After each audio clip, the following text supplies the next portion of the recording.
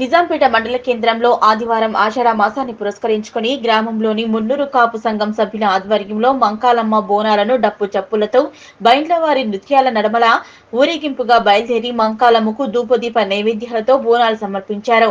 ఆ అమ్మవారి కృపతో గ్రామంలోని ప్రజలందరూ సుభిక్షంగా ఉండాలని, పాడి పంటలు సమృద్ధిగా పండాలని అమ్మవారిని కోరుకున్నామన్నారు.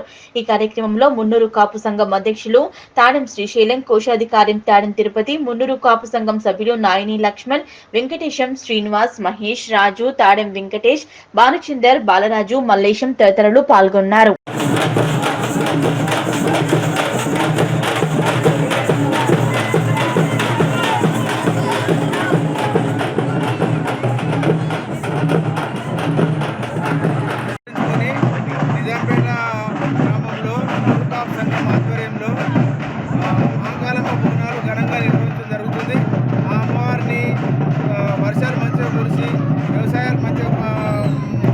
వ్యవసాయాలు మంచిగా పండించుకొని అందరి ఆరోగ్యంతో మంచిగా సుఖంగా సంతోషంగా ఉండాలని ప్రతి సంవత్సరము ఉత్సవాలు చేస్తున్నాము.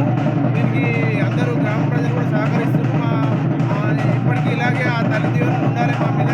ఇప్పటి ప్రతి సంవత్సరం మంచిగా బోనాలు తీద్దామని కోరుకుంటున్నాము.